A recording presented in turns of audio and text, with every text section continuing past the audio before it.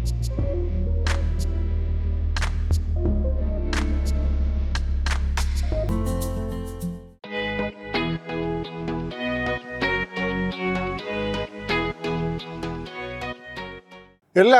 യാത്രയുടെ പുതിയൊരു ദിവസത്തിലേക്ക് സ്വാഗതം. നമ്മൾ ഇന്നലെ രാത്രിയിൽ കാസർഗോഡ് വന്നു. കാസർഗോഡ് നിന്ന് ഒരു ജിയോ ബിപിയുടെ ചാർജ് സ്റ്റേഷനിൽ നമ്മൾ വണ്ടി ചാർജ് ചെയ്ത് അവിടെ കിടന്നൊരു 1.5-2 മണിക്കൂർ കിടന്ന് നന്നായിട്ട് ഉറങ്ങി. ചാർജിങ് ഒക്കെ നേരത്തെ കഴിഞ്ഞിരുന്നു. നമ്മളൊരു 1.5-2 മണിക്കൂർ ഉറങ്ങി. അത് കഴിഞ്ഞ് രാവിലെ വണ്ടി എടുത്തു ഇറങ്ങി തലശ്ശേരി ഡൗൺ ടൗൺ മാളിൽ വന്ന് ചാർജ് ചെയ്തു. തലശ്ശേരിയിൽ നിന്ന് വിട്ടിട്ട് ഇവിടെ വാളാഞ്ചേരി അപ്പുറത്ത് ഒരു ഗോയിസി ഉണ്ട്, നമ്മുടെ കുറ്റിപ്പുറം ഹൈവേയുടെ അവിടെ. ആ ഗോയിസിയിൽ 75% ആക്കിയപ്പം കറണ്ട് പോയി. പിന്നെ ചാർജ് ചെയ്യാൻ നിന്നില്ല. ഇത് എനിക്കിങ്ങനെ ഒരു ശീലമില്ല, ആദ്യമായിട്ടാണ് ഇങ്ങനെ ബ്രേക്ക് ചെയ്തത്. ഈ പ്രാവശ്യം 1-2 എണ്ണം ബ്രേക്ക് ചെയ്യേണ്ടി വന്നു. കാരണം വെച്ചാൽ ഒന്ന് ടാറ്റ പവറിൻ്റെ ഇഷ്യൂ കാരണം 95-ന് മുകളിലോട്ട് കയറുന്നില്ലായിരുന്നു. പിന്നെ ഒരു BPCL 50% ചെയ്ത് നിർത്തി. പിന്നെ ഈ ചാർജിങ് ഗോയിസി അത് 75 നിർത്തി. ഇനിയിപ്പോൾ അടുത്ത എവിടെയെങ്കിലും കിട്ടുമ്പോൾ അത്യാവശ്യമായിട്ട് അത് ഫുള്ളാക്കും. പിന്നെ വീട്ടിൽ ചെന്ന് കഴിഞ്ഞാൽ ഇനിയിപ്പോൾ ഉള്ള ദിവസങ്ങളിൽ ഏതായാലും 3-4 ദിവസത്തേക്ക് സ്ലോ ചാർജിങ് അല്ലാതെ വേറെ ഒരു പരിപാടിയില്ല. മെയിൻ കാര്യം എന്നാന്ന് ചോദിച്ചാൽ വണ്ടിയുടെ സെൽഫ് ബാലൻസിങ് ക്ലിയർ ആക്കാൻ വേണ്ടി ഇപ്പം എൻ്റെ ബാറ്ററിക്ക് Gen 3 ബാറ്ററിയാണ്. അതിനൊരു ഇൻറ്റേർണലായിട്ട് സെൽഫ് ബാലൻസിങ് ക്ലിയർ ആക്കുന്നൊരു പരിപാടിയുണ്ട്. അപ്പോൾ എൻ്റെ ബാറ്ററിക്ക് ഇത് ചെയ്ത് കഴിയുമ്പോൾ നമ്മളിങ്ങനെ മൾട്ടിപ്പിൾ ഫാസ്റ്റ് ചാർജിങ് ചെയ്ത് കഴിയുമ്പം ഒരു 5-6 ചാർജിങ് കഴിയുമ്പോൾ ഓട്ടോമാറ്റിക്കലി അത് 75% അല്ലെങ്കിൽ 80% തൊട്ട് 9.2 ആ രീതിയിൽ ചാർജ് പവർ എടുക്കുകയുള്ളൂ. അപ്പോൾ അതുള്ളതുകൊണ്ട് നമുക്ക് ഒരുപാട് താമസം വരുന്നു. അപ്പോൾ എനിക്ക് അത്യാവശ്യമായിട്ട് എറണാകുളം എത്തേണ്ടതുകൊണ്ട് ഞാൻ 75 ഇപ്പം നിർത്തിയതാണ്. നമ്മളങ്ങനെ NH66 ഇറങ്ങിയിട്ട് തൃശ്ശൂർ കുന്നംകുളം റൂട്ടിലോട്ടാണ് നമ്മളിപ്പം പോകുന്നത്.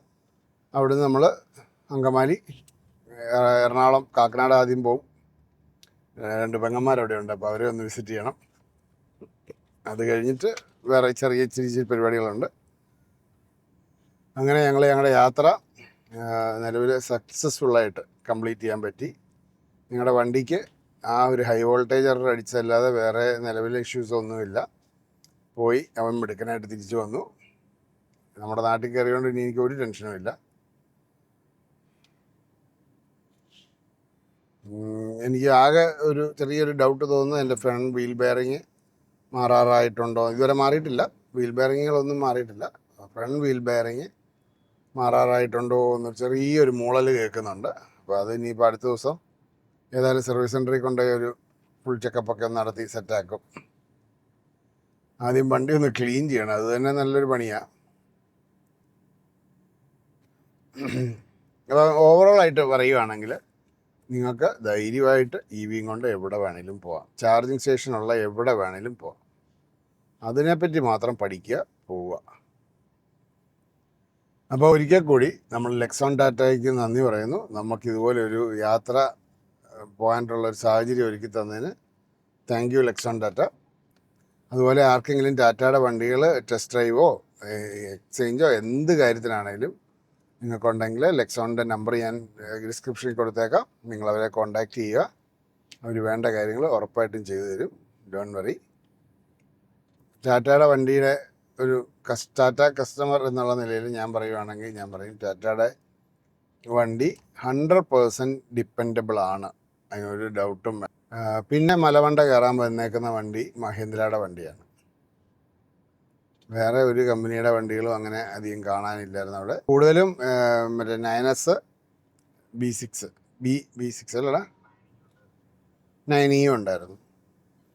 പിന്നെ ഉള്ളത് ടാറ്റയുടെ വണ്ടി, ടാറ്റയുടെ ഹാരിയർ ഉണ്ടായിരുന്നു, ടാറ്റ നെക്സോണ്.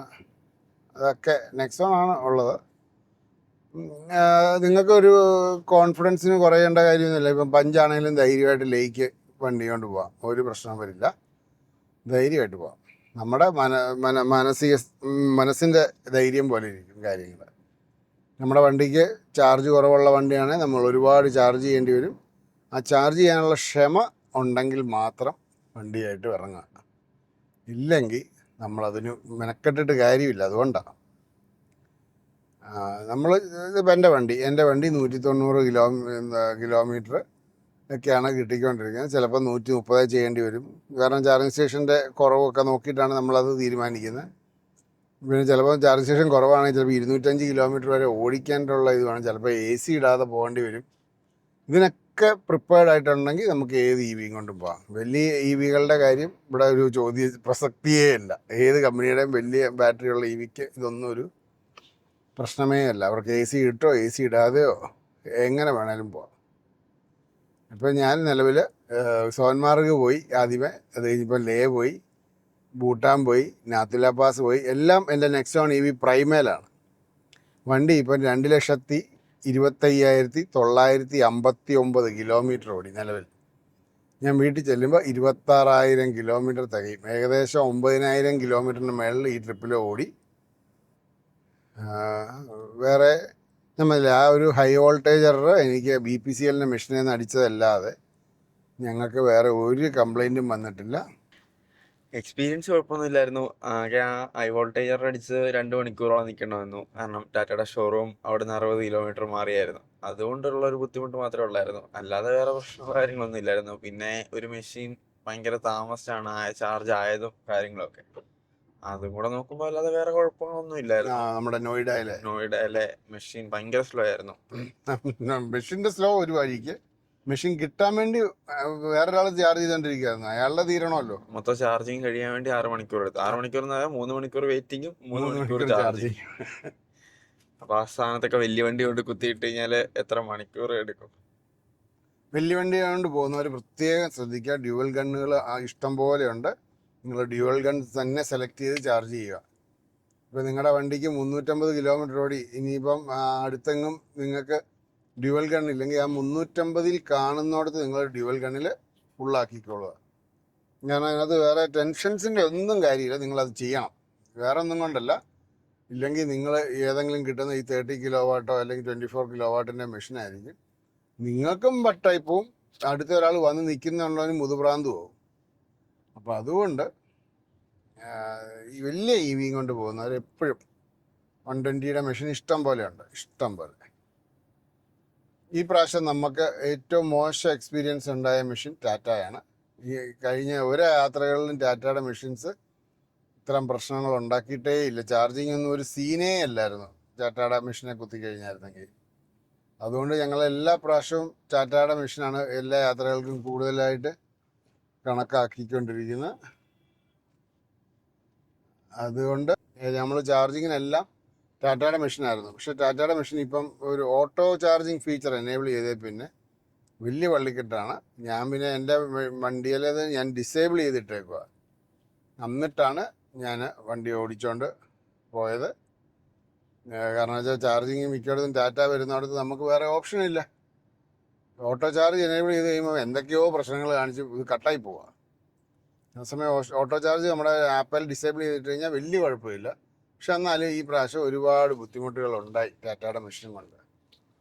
അതേസമയം ഈ പ്രാവശ്യം ഏറ്റവും നമുക്കൊരു സക്സസ് റേറ്റ് എന്ന് പറയാനുള്ളത് ഇന്ത്യൻ ഓയിലിൻ്റെ മെഷീൻ ഒറ്റ ഒരെണ്ണം പോലും നിങ്ങൾക്ക് ചാർജ് ചെയ്യാതിരിക്കേണ്ടി വന്നിട്ടില്ല, ഒരു പ്രശ്നങ്ങളും ഉണ്ടായില്ല. പിന്നെ ജിയോ ബി പി അടിപൊളി പെർഫോമൻസ് ആണ്. റേറ്റ് ഉണ്ട് കേട്ടോ, നല്ല റേറ്റ്. പമ്പ് വെച്ചേക്കുന്നതിന് നല്ല റേറ്റ് ഉണ്ട്. പക്ഷെ അല്ലാതെ പ്രൈവറ്റ് വെച്ചേക്കുന്നതിന് അത്ര റേറ്റ് ഇല്ലെന്ന് പറഞ്ഞു.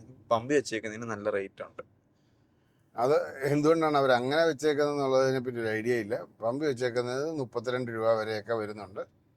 അതുകൊണ്ട് നല്ലപോലെ കാശാവും. പക്ഷെ മെഷീൻ പെർഫെക്റ്റ് ആണ്, നമുക്ക് ഒരു ഇഷ്യൂ വരികയില്ല. നല്ലപോലെ ചാർജും കയറും. എല്ലാ മെഷീനും ഡ്യുവൽ ഗണ്ണുമാണ്. വളരെ കുറച്ച് 1-2 മെഷീൻ മാത്രമേ സിംഗിൾ ഗൺ കണ്ടിട്ടുള്ളൂ. അദാനിയുടെ ഓക്കെയാണ്, പക്ഷെ അദാനിയുടെ ഒരു സക്സസ് റേറ്റ് ഒരു 85% ഞാൻ പറയുള്ളൂ. പിന്നെ ഗ്ലൈഡയും കുഴപ്പമില്ല. ഗ്ലൈഡയുടെ ഇത് ആപ്പ് വെച്ചിട്ട് ആ ആപ്പിലല്ല ഞാൻ ചെയ്തത്. ഒന്നെങ്കിൽ സ്റ്റാറ്റിക് അല്ലെങ്കിൽ അയോണേജിലായിരുന്നു ഗ്ലൈഡ നമ്മൾ ചാർജ് ചെയ്തുകൊണ്ടിരുന്നത്. ഗ്ലൈഡായും ഒരു കുഴപ്പമില്ല. പിന്നെ ചാർജ് സ്റ്റാറ്റിക് ഇതൊന്നും ഒരു ഫെയിലിയറേ ഇല്ല, എല്ലാം 100% സക്സസ്ഫുൾ ആയിരുന്നു. അദാനി എനിക്കൊരു 85% പറയാനുള്ളൂ. ടാറ്റ ഈ പ്രാവശ്യം ഒരു 60%. അത്രയ്ക്ക് ടാറ്റയുടെ പെർഫോമൻസ് ഈ പ്രാവശ്യം. മെഷീൻ ടാറ്റയുടെ വണ്ടിയല്ല, ടാറ്റ പവറിൻ്റെ machine right to take the flyover. അത് അവരുടെ കസ്റ്റമർ കെയർ വിളിച്ച് കഴിഞ്ഞാൽ നമ്മൾ ഇന്ന് വിളിച്ചു കഴിഞ്ഞാൽ ഇന്ന് രാത്രി ആ. വിളിച്ചാൽ പിറ്റേ ദിവസം രാവിലെയൊക്കെ അവർ വിളിച്ചോളൂ കസ്റ്റമർ കെയറിൽ ഞാൻ തലേദിവസം വിളിച്ചു. അപ്പോൾ അവർ പറഞ്ഞു നിങ്ങളെ ഇപ്പം തിരിച്ചു വിളിക്കുമെന്ന് പറഞ്ഞു. പിറ്റേ ദിവസം ആ സമയമായപ്പോൾ ഒരു 24 മണിക്കൂർ കഴിയുമ്പോൾ അവരെന്നെ വിളിച്ചു, സാർ എന്തിനായിരുന്നു വിളിച്ചതെന്ന്.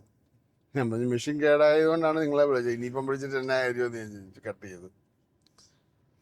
Keep right to take the flyover. എന്നതൊക്കെ പറഞ്ഞാലും നമ്മുടെ കേരളമാണ് സുന്ദരം. ഗോഡ്സ് ഓൺ കൺട്രി തന്നെയാണ്, അതിനൊരു ഡൗട്ടും ഇല്ല. വേറെ ഒന്നും കൊണ്ടല്ല, നല്ല ഫുഡ് നല്ലത് കിട്ടും. Road for 17 kilometers. നോർമലി എല്ലായിടത്തും തന്നെ നല്ല നീറ്റായിട്ടാണ് ഫുഡ് നമുക്ക് കിട്ടുന്നത്. ഏറ്റവും നല്ല ഫുഡൊക്കെ നല്ല ആ നീറ്റ്നെസ്സിൽ ഉണ്ടാക്കുന്നത് എനിക്ക് ഫീൽ ചെയ്തേക്കുന്നത് നമ്മുടെ നാട്ടിൽ തന്നെയാണ്. അങ്ങനെ തൃശ്ശൂരെത്തി. തൃശ്ശൂർ ഞങ്ങളെന്ന് വെച്ചാൽ ചാർജിങ്ങും പരിപാടികളൊക്കെ ആയിട്ട് ഇച്ചിരി ഡിലേ ആയിപ്പോയി. ഇനിയും പ്രത്യേകിച്ച് വലിയ കാഴ്ചകളോ കാര്യങ്ങളോ ഒന്നും കാണിക്കാനില്ല. ഞാനവിടെ പുഴയ്ക്കലുള്ള മറ്റേ നെസ്റ്റോയുടെ സൂപ്പർ മാർക്കറ്റ് ഉണ്ടല്ലോ, അവിടെ ഒരു സിയോണുണ്ട്, അവിടെയാണ് ചാർജ് ചെയ്ത്. അങ്ങനെ നമ്മുടെ മണിമല ടു ലേ യാത്രയിലെ അവസാനത്തെ ടോളാണ് ഇപ്പം നമ്മൾ കയറുന്നത്, പാലിയക്കര ടോൾ.